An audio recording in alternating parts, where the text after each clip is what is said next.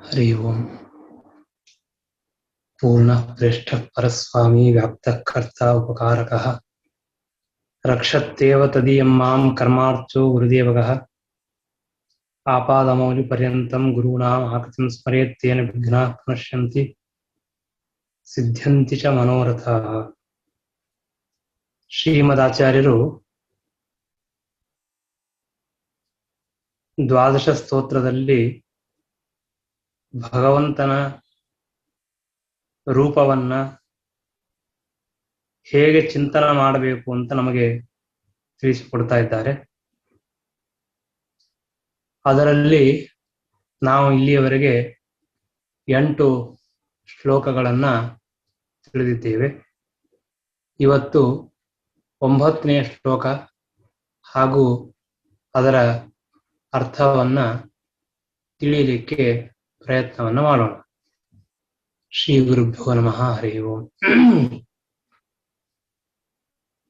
ಪೂರ್ಣಾನನ್ಯ ಸುಖೋದ್ಭಾಸಿ ಮಂದಸ್ಮಿತಂ ಅಧೀಶಿತುಃ ಗೋವಿಂದಸ್ಯ ಸದಾ ಚಿಂತ್ಯಂ ನಿತ್ಯಾನಂದ ಪದಪ್ರದಂ.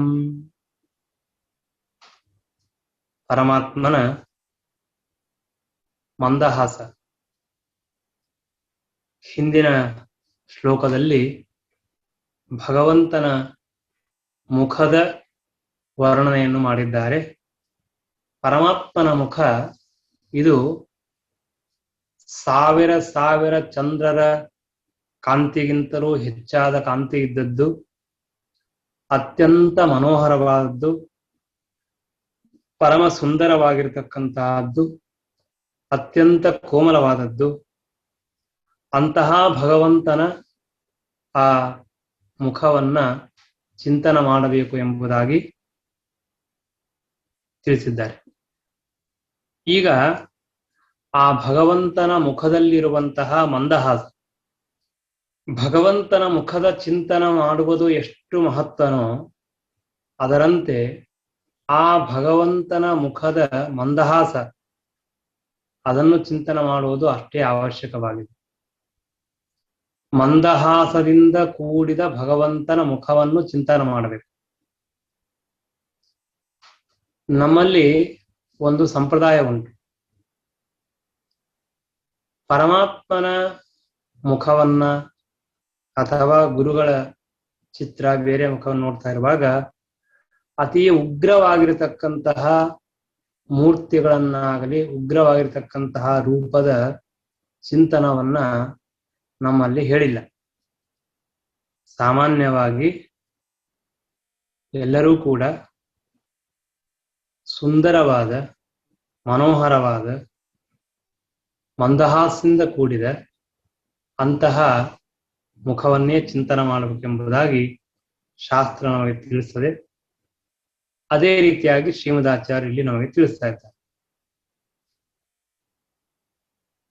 ಇದಕ್ಕೆ ಬೇಕಾದಷ್ಟು ನಾವು ವಿವರಣೆಯನ್ನ ಕೊಡಲಿಕ್ಕೆ ಸಾಧ್ಯತೆ ಇದೆ.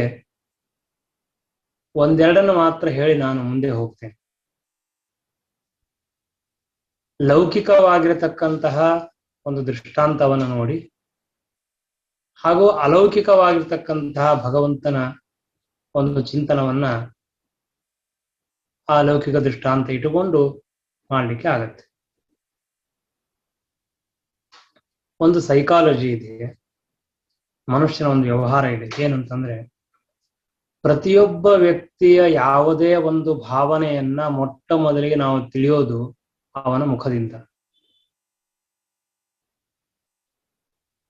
ಒಬ್ಬ ವ್ಯಕ್ತಿಯ ಸಾಮಾನ್ಯವಾಗಿರತಕ್ಕಂತಹ ಒಂದು ಭಾವನೆಯನ್ನ, ಹಿಂದಿನ ನಾನಾ ವಿಧವಾಗಿರತಕ್ಕಂತಹ ಚಟುವಟಿಕೆಗಳನ್ನ ಅವನ ಮುಖ ನೋಡಿದ್ರೆ 60%, 80%, 90% ಗೊತ್ತಾಗ್ಬಿಡುತ್ತೆ. ಎಲ್ಲರಿಗೂ ಕಾಮನ್ ಆಗಿ ಹೇಳ್ತಾರೆ. ಸಹಜವಾಗಿಯೇನೆ ಭಗವಂತ ಅಂತಹ ವಿಶಿಷ್ಟವಾದ ಒಂದು ಶಕ್ತಿಯನ್ನ, ತಿಳಿದುಕೊಳ್ಳುವ ಶಕ್ತಿಯನ್ನ ಮನುಷ್ಯನಿಗೆ ಕೊಟ್ಟಿದ್ದಾನೆ, ಪ್ರಾಣಿಗಳಿಗೂ ಕೊಟ್ಟಿದ್ದಾನೆ. ಅದಕ್ಕೆ ಹೇಳಿದೆ ಬಹಳ ಅದ್ಭುತ ಇದು. ಪ್ರಾಣಿಗಳನ್ನ ನೀವು ಕ್ರೂರ ಹೀಗೆ ದೂರದೃಷ್ಟಿಯಿಂದ ನೋಡ್ರೆ ಓಡಿ ಹೋಗ್ಬಿಡುತ್ತೆ. ಅಂದ್ರೆ ಆ ತರಹದ ಒಂದೊಂದು ರೀತಿಯ ಮುಖದಲ್ಲಿಯ ಬೇರೆ ಬೇರೆ ವಿಧವಾಗಿರತಕ್ಕಂತಹ ಭಂಗಿಗಳಿಂದ, ಪ್ರಕಾರಗಳಿಂದ ಒಂದೊಂದು ರೀತಿಯ ಅರ್ಥವಾಗುತ್ತದೆ, ಅರ್ಥವಾಗಬೇಕು ಅಂತನ್ನುವುದು ಅದು ಎಲ್ಲರ ಅನುಭವಕ್ಕೆ ಸಿದ್ಧವಾದದ್ದು. ಅದು ಭಗವಂತ ಸ್ವಾಭಾವಿಕವಾಗಿ ಎಲ್ಲರ ಹೃದಯದಲ್ಲಿ, ಮನಸ್ಸಿನಲ್ಲಿ ಆ ತರಹದ ಚಿಂತನೆಯನ್ನ ಇಟ್ಟಿದ್ದಾನೆ. ಹೀಗಾಗಿ ಸಹಜವಾಗಿಯೇನೆ ಯಾವ ವ್ಯಕ್ತಿ ಯಾವಾಗಲೂ ನಗನಗ್ತಾ ಇರ್ತಾನೆ, ನಾವು ಅನ್ಕೋತೀವಿ ಅವರು ಸೌಭಾಗ್ಯ ಅಂತ. ಸಹಜವಾಗಿ ಹೇಳುವಂತಹ ಒಂದು ರೂಢಿ ಇದೆ. ಯಾವ ವ್ಯಕ್ತಿಗೆ ಅತಿಶಯವಾದ ಭಾರ ಇದ್ದರೂ ಅದನ್ನು ಸಹನ ಮಾಡುವ ಶಕ್ತಿ ಇದೆ, ಅವನು ಅತ್ಯಂತ ಸರಳವಾದ ರೀತಿಯಲ್ಲಿ ಇರ್ತಾನೆ. ಅವನ ಮುಖದಲ್ಲಿ ಯಾವುದೇ ತರಹದ ವ್ಯತ್ಯಾಸ ಕಾಣಿಸೋದಿಲ್ಲ. ಆದರೆ ಅನೇಕ ಜನರ ಮುಖದಲ್ಲಿ ವ್ಯತ್ಯಾಸ ಕಂಡಾಗ ಅವನಿಗೆ ಸಿಟ್ಟು ಬಂದಿದ್ದು ಗೊತ್ತಾಗತ್ತೆ, ಅಳೋದು ಗೊತ್ತಾಗತ್ತೆ, ನಗೋದು ಗೊತ್ತಾಗತ್ತೆ, ಇನ್ನೇನೋ ಟೆನ್ಷನ್ ಇದ್ರೆ ಗೊತ್ತಾಗ್ತದೆ. ಸಮಗ್ರ ಮನುಷ್ಯನ ಭಾವನೆಗಳನ್ನ ನೋಡಿ ತಿಳಿಯುವುದು ಮುಖದಿಂದ. ಇದು ನಿಶ್ಚಿತ ಇದೆ. ಆದರೆ ಭಗವಂತನ ಮುಖವನ್ನ ಚಿಂತನೆ ಮಾಡುವಾಗ ಮಂದಹಾಸ ಸಹಿತವಾಗಿ ಭಗವಂತನ ಚಿಂತನೆ ಮಾಡಬೇಕು ಅಂತ ಹೇಳ್ತಾರೆ. ಅದಕ್ಕೆ ಕಾರಣ ಇಷ್ಟೇ ಇದೆ. ಯಾವ ವ್ಯಕ್ತಿಯ ಮುಖದಲ್ಲಿ ಮಂದಹಾಸ ಇಲ್ಲ, ಅರ್ಥಾತ್ ನಗು ಇಲ್ಲ, ಅವನಿಗೆ ಹಿಂದೆ ಟೆನ್ಷನ್ ಇದೆ ಅಂತ ಅರ್ಥ. ಯಾವಾಗ್ಲೂ ನಗಬೇಕು ಅಂತ ಅರ್ಥ ಅಲ್ಲ, ಅದಕ್ಕೆ ಮಂದಹಾಸ ಅಂತಂದಿದ್ದಾರೆ. ನಗುವುದರಲ್ಲಿಯೂ ಎಷ್ಟು ತರಹದ ನಗುಗಳಿದೆ, ವಿಚಿತ್ರವಾಗಿದೆ. ಮಂದಹಾಸ ಕೆಲವು ಸಲ ಅಪಹಾಸನೂ ಮಾಡ್ಲಿಕ್ಕೆ ಸಾಧ್ಯ ಇದೆ. ನಮಗೆ ಇನ್ನೊಬ್ಬರನ್ನ ತಿರಸ್ಕಾರ ಮಾಡ್ಲಿಕ್ಕೆ, ಅಪಮಾನ ಮಾಡ್ಲಿಕ್ಕೆ ಅಪಹಾಸ ಮಾಡೋದುಂಟು, ಜೋರಾಗಿ ನಗೋದುಂಟು. ಏನೇನೋ ವಿಚಿತ್ರವಾಗಿ ನಾವು ನಮ್ಮ ವರ್ತನೆಯನ್ನ ಮಾಡಿದಾಗ ಒಂದೊಂದಕ್ಕೂ ಬೇರೆ ಬೇರೆ ಬೇರೆ ಬೇರೆ ಅರ್ಥಗಳೆಲ್ಲ ಆಗ್ತಾ ಹೋಗುತ್ತೆ. ಆದ್ರೆ ಒಂದಕ್ಕೆ ಮಾತ್ರ ಬೇರೆ ನೀವೇನೂ ಅರ್ಥ ಮಾಡ್ಕೊಳ್ಳಿಕ್ಕೆ ಆಗೋದಿಲ್ಲ, ಅದು ಮಂದಹಾಸ. ಸಹಜವಾದ ಸ್ವಾಭಾವಿಕವಾಗಿರ್ತಕ್ಕಂತಹ ಮಂದಹಾಸದಿಂದ ಕೂಡಿದ ಭಗವಂತನ ಮುಖವನ್ನು ಚಿಂತನೆ ಮಾಡಬೇಕು ಅಂತ ಹೇಳಿದಾಗ ಆ ಭಗವಂತನ ಸ್ವರೂಪದಲ್ಲಿ, ಭಗವಂತನ ಮುಖದಲ್ಲಿ ಯಾವುದೇ ತರಹದ ಚಿಂತೆಗಳಿಲ್ಲ. ಚಿಂತಾ ಸಂತಾಪ ಲೇಪೋದ್ಭವ ಮೃತ್ಯುಮುಖರ ಅಶೇಷ ದೋಷ ಅತಿದೂರಂ. ನಾರಾಯಣನಿಗೆ ಏನು ದೋಷಗಳಿದೆ, ಯಾವ ಚಿಂತೆ ಇದೆ, ಯಾವ ಕಷ್ಟಗಳಿದೆ? ಏನೂ ಇಲ್ಲ. ಚಿಂತಾ ಮೊದಲಾದ ಎಲ್ಲ ಕಷ್ಟಗಳಿಂದ ದೂರನಾಗಿರ್ತಕ್ಕಂಥವನು ಭಗವಂತ. ಹೀಗಾಗಿ ಆ ಪರಮಾತ್ಮನ ಮುಖದಲ್ಲಿ ಯಾವಾಗಲೂ ಮಂದಹಾಸ ನಮಗೆ ನೋಡಲು ಆಗುತ್ತದೆ. ಇಲ್ಲೇ ಇದ್ರೆ ಮಂದಹಾಸ ನೋಡ್ಲಿಕ್ಕೆ ಆಗೋದಿಲ್ಲ. ಹೀಗಾಗಿ ಶ್ರೀಮದಾಚಾರ್ಯ ಹೇಳ್ತಾರೆ, ಭಗವಂತನ ಮುಖವನ್ನು ಚಿಂತನೆ ಮಾಡಿ, ಆ ಭಗವಂತನ ಮುಖದಲ್ಲಿ ಮಂದಹಾಸವನ್ನು ಚಿಂತನೆ ಮಾಡಿ. ಭಗವಂತ ನಗನಗುತ್ತಾ ಕೂತಿದ್ದಾನೆ, ಭಕ್ತರನ್ನು ನೋಡಿ ಸಂತೋಷ ಪಡ್ತಾನೆ, ಪರಮಾನುಗ್ರಹ ಮಾಡ್ತಾನೆ. ದೇವರ ಮಹಾದಯಾಘನ. ಆ ಭಗವಂತನ ಮಂದಸ್ಮಿತವನ್ನು ವರ್ಣನೆ ಮಾಡುವಾಗ ಹೇಳ್ತಾರೆ, ಪೂರ್ಣಾನನ್ಯ ಸುಖೋದ್ಭಾಸಿ ಮಂದಸ್ಮಿತಂ ಅಧೀಶಿತು. ಅಧೀಶಿತು ಅಂದ್ರೆ ಎಲ್ಲರಿಗೂ ನಿಯಾಮಕನಾದ ಸರ್ವೋತ್ತಮನಾದ ಪರಮಾತ್ಮ ನಾರಾಯಣ. ಆ ಭಗವಂತನ ಗೋವಿಂದಸ್ಯ, ಗೋವಿಂದ ವೇದಗಳಿಂದ ಪ್ರತಿಪಾದ್ಯನಾದವನು, ಗೋಗಳನ್ನ ರಕ್ಷಣೆ ಮಾಡುವನು. ಅಂತಹ ಭಗವಂತ, ಆ ಪರಮಾತ್ಮನ ಪೂರ್ಣ ಅನನ್ಯ ಸುಖೋದ್ಭಾಸಿ. ಎಂತಹ ಭಗವಂತನ ಆ ಮುಖವನ್ನು ಚಿಂತನೆ ಮಾಡಬೇಕು ಅಂತ ಕೇಳಿದರೆ ಪೂರ್ಣ ಅನನ್ಯ ಸುಖ ಉದ್ಭಾಸಿ. ಆ ಭಗವಂತನ ಮುಖದಲ್ಲಿ ಸುಖ ಸಂತೋಷ ಅತ್ಯಂತ ಸ್ಪಷ್ಟವಾಗಿ ನಮಗೆ ತೋರ್ತಾ ಇದೆ. ಆ ಭಗವಂತನ ಮಂದಹಾಸದಲ್ಲೇನೆ ಪರಮಾತ್ಮನಲ್ಲಿರ್ತಕ್ಕಂತಹ ಅದ್ಭುತವಾದ ಸುಖ ನಮಗೆ ತೋರ್ತದೆ. ಪೂರ್ಣ ಅಂದ್ರೆ ಪರಿಪೂರ್ಣವಾದ. ಅನನ್ಯ ಅಂದ್ರೆ ಇನ್ನೊಬ್ಬರನ್ನ ಆಶ್ರಯ ಮಾಡಿಕೊಂಡು ಬರುವಂತಹದ್ದಲ್ಲ. ನಮಗೆ ಸುಖ ಬರಬೇಕಾದ್ರೆ ನಾವು ಇನ್ನೊಬ್ಬರನ್ನ ಆಶ್ರಯ ಮಾಡ್ತೇವೆ, ಇನ್ನೊಬ್ಬರ ಅಧೀನವಾಗಿ ನಾವು ಸುಖವನ್ನ ಹೊಂದ್ತೇವೆ. ಆದ್ರೆ ಪರಮಾತ್ಮನಲ್ಲಿರ್ತಕ್ಕಂತಹ ಸುಖ ಅಂತಹದ್ದಲ್ಲ. ಅದು ಅನನ್ಯ ಅಂದ್ರೆ ಇನ್ನೊಬ್ಬರನ್ನ ಆಶ್ರಯಿಸಿಕೊಂಡು ಬರುವಂತಹದ್ದಲ್ಲ, ಇನ್ನೊಂದು ವಸ್ತುವನ್ನ ಆಶ್ರಯಿಸಿಕೊಂಡು ಬರುವಂತಹದ್ದಲ್ಲ. ನಮಗೆ ಕೆಲವು ಪದಾರ್ಥಗಳನ್ನು ನೋಡಿದ್ರೆ ಸಂತೋಷ ಆಗ್ತದೆ, ಕೆಲವು ಪದಾರ್ಥಗಳನ್ನು ತಿಂದ್ರೆ ಸಂತೋಷವಾಗ್ತದೆ, ಕೆಲವು ಪದಾರ್ಥಗಳನ್ನ ದೂರ ಎಸೆದರೆ ಸಂತೋಷವಾಗ್ತದೆ. ಹೀಗೆ ಆಯಾ ಪದಾರ್ಥಗಳಿಂದಾಗಿ ನಮಗೆ ಸಂತೋಷ ಇರೋದು. ಭಗವಂತನ ಸಂತೋಷ ಅಂತಹದ್ದಲ್ಲ, ಅದು ಅನನ್ಯ, ಇನ್ನೊಬ್ಬರನ್ನ ಆಶ್ರಯ ಮಾಡಿಕೊಂಡು ಸರ್ವಥಾ ಬರುವಂತಹದ್ದಲ್ಲ. ಮತ್ತು ಪೂರ್ಣ, ಅಲ್ಪ ಸ್ವಲ್ಪವಾಗಿರ್ತಕ್ಕಂತಹ ಆನಂದ ಅಲ್ಲ. ಯಾವುದೇ ವಿಷಯದಲ್ಲಿ ಪರಿಪೂರ್ಣವಾದ ಆನಂದ ಇರ್ತದೆ. ನಮಗೆಲ್ಲ ಯಾವುದರಲ್ಲಿಯೂ ಪರಿಪೂರ್ಣತೆ ಇಲ್ಲ. ಎಲ್ಲದರಲ್ಲಿಯೂ ಏನೋ ಒಂದು ಸ್ವಲ್ಪ ಸುಖ ಪಡಬೇಕು, ಏನೋ ಒಂದು ತಿಂತಾ ಇರ್ತಾನೆ, ಅರ್ಧಕ್ಕೆ ಯಾರೋ ಕರೀತಾರೆ, ಅಯ್ಯೋ ಎಷ್ಟು ರುಚಿಯಾಗಿತ್ತು, ಚೆನ್ನಾಗಿ ತಿಂತಾ ಇದ್ದೆ, ಇವರೇನೋ ನಮಗೆ ಕರೆದು ಬಿಟ್ರು, ಏನ್ ಮಾಡೋದು, ಅನಿವಾರ್ಯ, ದುಃಖಪಟ್ಟು ಹೋಗ್ತಾನೆ. ಅಂದ್ರೆ ಸಾಮಾನ್ಯವಾದ ಲೌಕಿಕವಾಗಿರತಕ್ಕಂತಹ ಸುಖವನ್ನು ಪೂರ್ಣವಾಗಿ ಅನುಭವಿಸುವಂತಹ ಶಕ್ತಿ ಸಾಮರ್ಥ್ಯಗಳು ಈ ಮನುಷ್ಯನಿಗೆ ಇಲ್ಲ. ಮಲೆಕೊಂಡಿರ್ತಾನೆ, ಆರಾಮ್ ಮಾಡೋಣಪ್ಪ ಇವತ್ತು ಏನ್ ತೊಂದರೆ ಇಲ್ಲ ಅಂತ, ಯಾರೋ ಸರಿಯಾಗಿ ಫೋನ್ ಮಾಡ್ತಾರೆ, ತುಂಬಾ ಬೇಸರವಾಗುತ್ತೆ. ಅಯ್ಯೋ ನಾನೆಷ್ಟು ಸುಖವಾಗಿರ್ಬೇಕು ಅನ್ಕೊಂಡಿದ್ದೆ, ಇಷ್ಟರಲ್ಲೇ ಇವ್ರು ಫೋನ್ ಮಾಡಿಬಿಟ್ರು, ನಿದ್ದೆ ಎಲ್ಲ ಕೆಟ್ಟು ಹೋಯ್ತು, ಶ್ರಮವಾಗಿತ್ತು, ಪರಿಹಾರವಾಗಲಿಲ್ಲ. ಅಂದ್ರೆ ಆ ಸುಖವು ನಮಗೆ ಪರಿಪೂರ್ಣ ಇಲ್ಲ.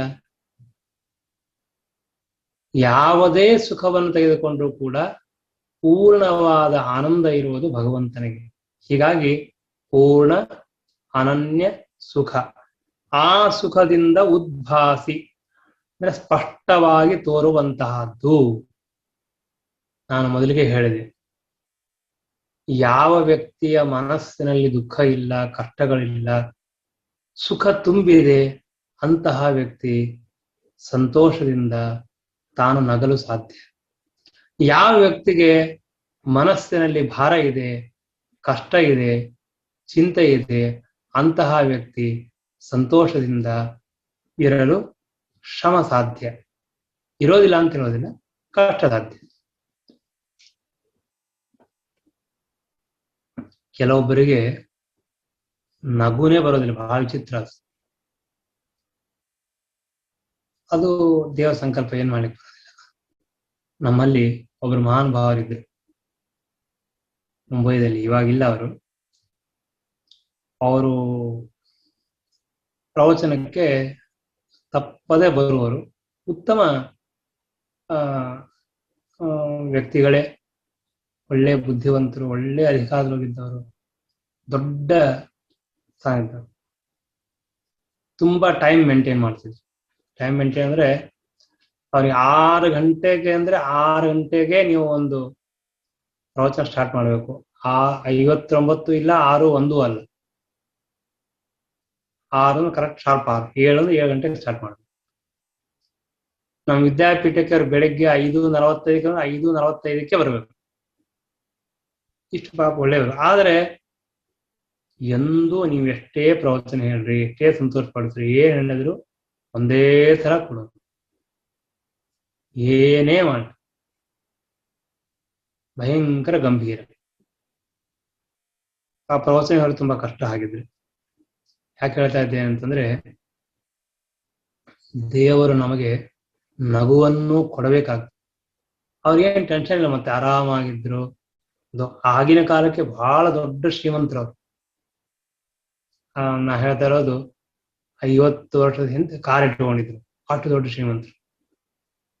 ಆದ್ರೆ ಈ ತರಹದ ಒಂದು ಭಗವಂತನ ಸಂಕಲ್ಪ.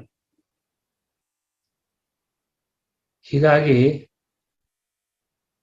ಭಗವಂತ ನಮಗೆ ಸಂತೋಷವನ್ನು ಕೊಡಬೇಕು, ದೇವರು ಸಂತೋಷವನ್ನು ಕೊಡಬೇಕು ಅಂತಾಗಿದ್ದರೆ ಆಗ ಭಗವಂತನ ಮಂದಹಾಸದಿಂದ ಕೂಡಿರ್ತಕ್ಕಂತಹ ಮುಖವನ್ನ ನಾವು ಚಿಂತನೆ ಮಾಡಿದರೆ ಪರಮಾತ್ಮ ನಮಗೂ ಈ ಜೀವನದಲ್ಲಿ ಮಾತ್ರ ಮಂದಹಾಸ ಅಲ್ಲ, ಶಾಶ್ವತವಾಗಿರ್ತಕ್ಕಂತಹ ಸುಖ ಮೋಕ್ಷವನ್ನೇ ಕೊಡ್ತಾನೆ. ಅದನ್ನೇ ಮುಂದೆ ಹೇಳ್ತಾರೆ. ಆ ಭಗವಂತನ ಮಂದಹಾಸ ಎಂಥದ್ದು ಅಂತ ಕೇಳಿದ್ರೆ, ನಿತ್ಯಾನಂದ ಪದಪ್ರದಂ. ನಮಗೆ ನಿತ್ಯವಾದ ಆನಂದದ ಚಿಂತೆ ಇಲ್ಲ. ಶ್ರೀಮದಾಚಾರ್ಯರಿಗೆ ಈ ಆನಂದ ಬೇಕಾಗಿಲ್ಲ. ಅವರು ಯಾವಾಗಲೂ ಭಗವಂತನನ್ನ ಚಿಂತನೆ ಮಾಡ್ತಾರೆ, ಮೋಕ್ಷಕ್ಕಾಗಿಯೂ ಅಲ್ಲ. ಅಂತಹ ಮಹಾನುಭಾವರು ಶ್ರೀಮದಾಚಾರ್ಯ. ಹೀಗಾಗಿ ಅವರಂತಾರೆ, ನಿತ್ಯವಾದ ಆನಂದ ಯಾವುದು ಅಂದ್ರೆ ಮೋಕ್ಷ. ಮೋಕ್ಷದಲ್ಲಿರ್ತಕ್ಕಂತಹ ಆನಂದ, ನಿತ್ಯವಾದ ಆನಂದ ಇರುವ ಪದ ಯಾವುದು? ಮೋಕ್ಷ. ಆ ಮೋಕ್ಷವೆಂಬಂತಹ ಸ್ಥಾನವನ್ನೇ ಕೊಡುವಂತಹದ್ದು ಭಗವಂತನ ಮಂದಹಾಸ. ಹಾಸಂ ಹರೇರವನತಾಖಿಲತಿ ಅಖಿಲ ಲೋಕ ತೀವ್ರ ಶೋಕಾಶ್ರು ಸಾಗರ ವಿಶೋಷಣ ಮತ್ಯುದಾರಂ. ಭಾಗವತದಲ್ಲಿ ಹೇಳ್ತಾರೆ, ಸಂಚಿಂತೆಯೇ. ಆ ಭಗವಂತನ ಹಾಸ, ಮಂದಹಾಸ ಎಂಥದ್ದು ಅಂತಂದ್ರೆ, ಹಾಸಂ ಹರೇಹೇ ಅವನತ ಅಖಿಲ. ಯಾರು ಪರಮಾತ್ಮನಿಗೆ ನಮಸ್ಕಾರ ಮಾಡ್ತಾರೋ ಅವರ ದುಃಖ ಸಾಗರ, ಕಣ್ಣಿನ ನೀರಿನ ಸಾಗರವನ್ನೇ ಶೋಷಕಂ, ಒಣಗಿಸಿ ಹಾಕ್ತಕ್ಕಂತಹದ್ದು. ಅಂತಹದ್ದು ಭಗವಂತನ ಮಂದಹಾಸ. ಅತ್ಯುದಾರಂ, ಅದ್ಭುತವಾಗಿರ್ತಕ್ಕಂತಹ ಭಗವಂತನ ಮಂದಹಾಸನ ಚಿಂತನೆ ಮಾಡ. ಅದಕ್ಕಾಗಿ ಹೇಳ್ತಾರೆ, ಅದೇ ಮಾತನ್ನು ತಿಳಿಸ್ತಾರೆ, ನಿತ್ಯ ಆನಂದ ಪದಪ್ರದಂ. ಅಲ್ಲಿ ಏನ್ ಹೇಳಿದ್ರು? ದುಃಖವನ್ನು ನಾಶ ಮಾಡುವಂತಹದ್ದು ಅಂತ ಹೇಳಿದ್ರು. ಇಲ್ಲಿ ಆನಂದವನ್ನು ಕೊಡುವಂತಹದ್ದು ಅಂತ ಹೇಳ್ತಾರೆ. ದುಃಖ ಪರಿಹಾರವನ್ನು ಕೇವಲ ಆನಂದ ಕೊಡ್ತೇವೆ ಅಂದ್ರೆ ದುಃಖ ಇಟ್ಟು ಆನಂದವನ್ನು ಕೊಡ್ತೇವೆ ಅಂತ ಅರ್ಥ ಅಲ್ಲ. ಅದಕ್ಕಾಗಿ ಏನ್ ಹೇಳಿದ್ರು? ನಿತ್ಯವಾದ ಆನಂದವನ್ನು ಕೊಡ್ತದೆ. ವಾಸ್ತವಿಕವಾಗಿ ನೋಡಿದರೆ ನಮಗೆ ನಿತ್ಯವಾದ ಆನಂದದ ಚಿಂತೆಯೇ ಇಲ್ಲ. ನಾನು ಮೊದಲಿಗೆ ಒಂದು ಮಾತನ್ನು ಹೇಳಿದ್ದೀನಿ ನಿಮ್ಮ ಹತ್ರ. ನಮಗೆ ನಿತ್ಯವಾದ ಆನಂದದ ಚಿಂತನೆ ಇಲ್ಲ, ಚಿಂತೆಯೂ ಇಲ್ಲ. ಇವತ್ತು ಸುಖವಾಗಿದ್ರೆ ಸಾಕು. ಅಂದ್ರೆ ಇವತ್ತು ಅನ್ನೋ ಶಬ್ದಕ್ಕೆ ಈ ಇವತ್ತು, ನಾಳೆ, ಈ ಒಂದು ತಿಂಗಳು, ಈ ಒಂದು ವರ್ಷ, ಜನ್ಮ ಜನ್ಮಾಂತರಗಳಲ್ಲಿ ನಾವು ಸುಖವಾಗಿರ್ಬೇಕು, ಮೋಕ್ಷಕ್ಕೆ ಹೋಗಬೇಕು. ಯಾವ ಮೋಕ್ಷಕ್ಕೆ ಹೋದ್ರೆ ಮತ್ತೆ ಪುನಃ ಈ ತರ ಸುಖ, ಈ ತರಹದ ಕಷ್ಟ ನಾವು ಹೊಂದಲಿಕ್ಕೆ ಸಾಧ್ಯ ಇಲ್ಲ. ಅಂತಹ ಮೋಕ್ಷ ಬೇಕು ಅಂತನ್ನೋ ಅಪೇಕ್ಷೆ ಬರುವುದೇ ಬಹಳ ಬಹಳ ಬಹಳ ದುರ್ಲಭ. ಯಾಕೆ ಅಂತ ಕೇಳಿದ್ರೆ ಅದಕ್ಕಿಷ್ಟೇ ಕಾರಣ. ನಮ್ಮ ಚಿಂತನೆ, ನಮ್ಮ ಬುದ್ಧಿ ಇಷ್ಟೇ ವಿಷಯಕ್ಕೆ ಹೋಗುತ್ತೆ. ಏನ್ ಬೇಕು ನನಗೆ? ನಾಳೆಗೆ ಒಂದು ಬೇಕು, ಅದು ಸಿಕ್ಕರೆ ಮುಗಿದೈತೆ ನನಗೆ. ಮೋಕ್ಷ, ನಿರಂತರವಾದ ಆನಂದ ಒಳ್ಳೇದದು. ನಾನು ಕೊಟ್ರೆ ಬೇಡ ಅನ್ನೋರಲ್ಲ ನಾವೆಲ್ಲ.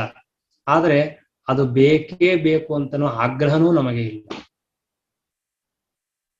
ಯಾಕೆ ಅಂತಂದ್ರೆ ಆ ಮೋಕ್ಷವನ್ನು ಹೊಂದಬೇಕು ಅಂತನ್ನೋ ಅಪೇಕ್ಷೆ ಇದ್ದವನು ಅದಕ್ಕೆ ಅಷ್ಟು ಪ್ರಯತ್ನ ಮಾಡ್ಬೇಕಾಗ್ತದೆ.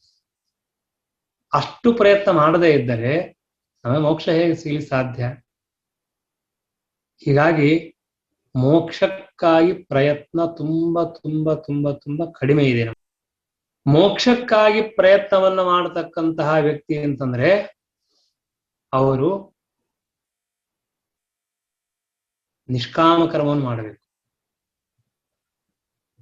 ಯಾವ ಫಲವನ್ನು ಅಪೇಕ್ಷೆ ಮಾಡದೇನೆ ವಿಷ್ಣು ಪ್ರಣಯ ವಿಷ್ಣು ಪ್ರೀತ್ಯರ್ಥಂ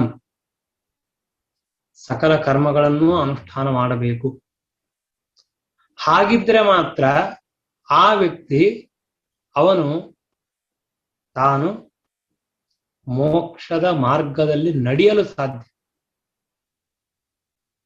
ಮೋಕ್ಷ ತುಂಬಾ ದೂರ ಇದೆ. ಆ ಮಾರ್ಗ ಯಾವ ವ್ಯಕ್ತಿ ಪರಮಾತ್ಮನ ಜ್ಞಾನವನ್ನು ಪಡೆಯಬೇಕು, ಮೋಕ್ಷಕ್ಕೆ ಹೋಗಬೇಕು ಅಂತ ಚಿಂತನ ಮಾಡ್ತಾನೆ, ಅಂತಹ ವ್ಯಕ್ತಿ ಹೆಚ್ಚಾಗಿ ಭಗವಂತನ ನಿರ್ವ್ಯಾಜವಾದ ಉಪಾಸನೆ ಮಾಡ್ತಾನೆ. ಸರಿ, ಅದೆಲ್ಲ ಬೇಡ, ಬಿಟ್ಬಿಡೋಣ, ತುಂಬಾ ದೂರ ಇದೆ, ಅಷ್ಟು ಬೇಕಾಗಿಲ್ಲ. ನನಗೆ ಲೌಕಿಕವಾಗಿರತಕ್ಕಂತಹ ಫಲದ ಅಪೇಕ್ಷೆ ಇದ್ದಾಗಲೂ ಕೂಡ ಅಂತಹ ಫಲವನ್ನು ಹೊಂದಬೇಕಾದಾಗಲೂ ನಾವು ಯಾರತ್ರ ಶರಣ ಹೋಗಬೇಕು? ಭಗವಂತನಿಗೆ ಶರಣ ಹೋಗಬೇಕು.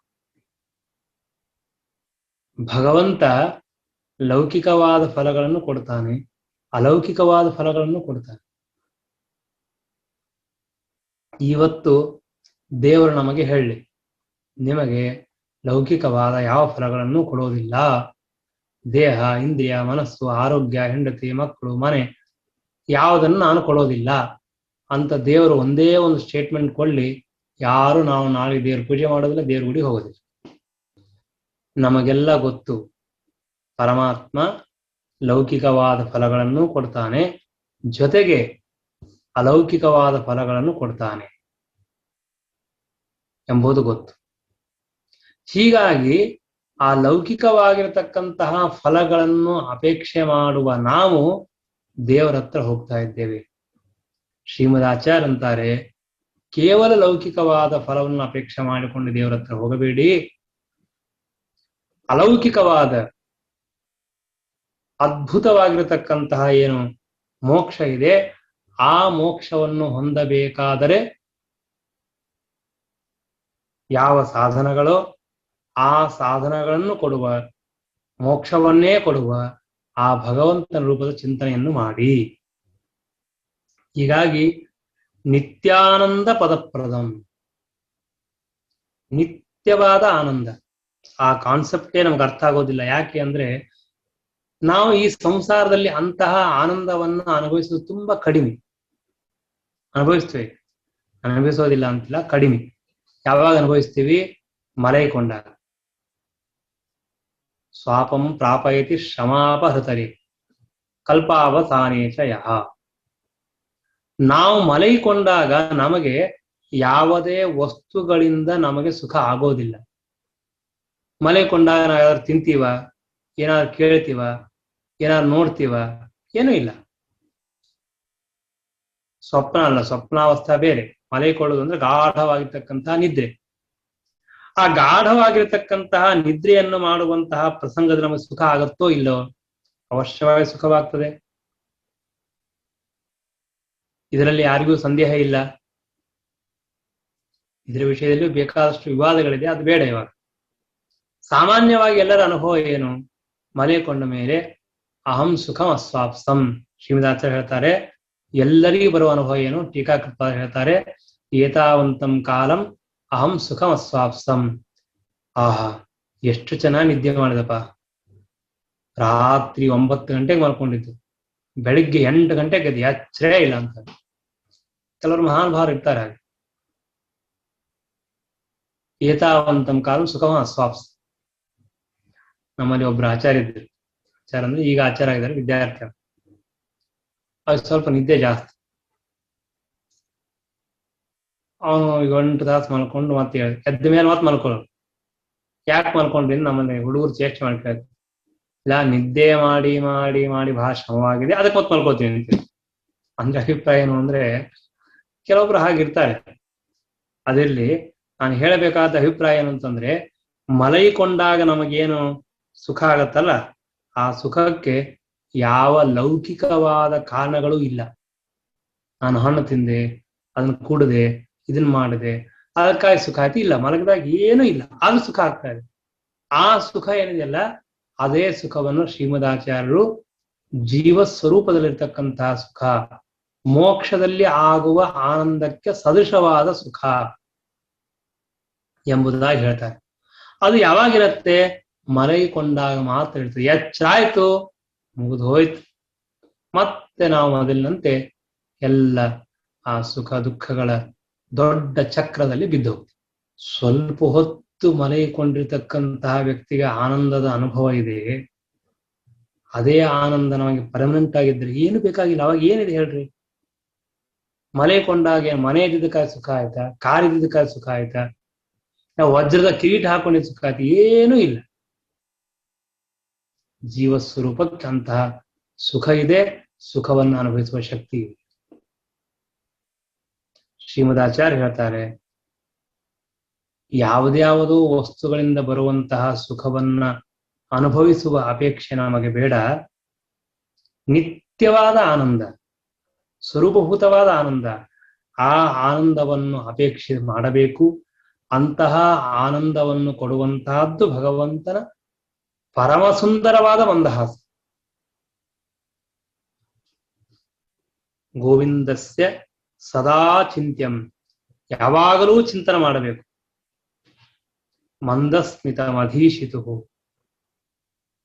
ನಾವು ಪ್ರತಿನಿತ್ಯ ಇದು ಪ್ರಾಕ್ಟೀಸ್ ಮಾಡಬೇಕು ಅವಾಗವಾಗ. ಯಾಕೆಂದ್ರೆ ನಮಗೆ ಯಾವಾಗಲೂ ತೊಂದರೆ, ಕಷ್ಟ ಅದೆಲ್ಲ ಇರುತ್ತೆ.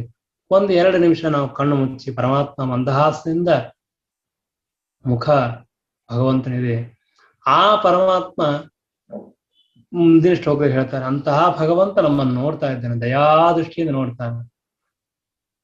ನಮ್ಮಲ್ಲಿ ನಮ್ಮ ತಂದೆ ತಾಯಿ ಅಣ್ಣ ತಮ್ಮ ಬಂಧು ಬಳಗ ಇಷ್ಟು ಪ್ರೀತಿ ಮಾಡ್ತಾರೋ ಗೊತ್ತಿಲ್ಲ. ಆದ್ರೆ ನಮ್ಮ ದೇವರು ಮಾತ್ರ ಬಹಳ ಪ್ರೀತಿ ಮಾಡ್ತಾನೆ. ಎಷ್ಟು ದಯ, ಎಷ್ಟು ಪ್ರೀತಿ ಅಂದ್ರೆ ಸಾಧ್ಯನೇ ಇಲ್ಲ ಹೇಳಿಕ್ಕೆ. ಅಷ್ಟು ಪ್ರೀತಿಯನ್ನು ಮಾಡ್ತಾನೆ.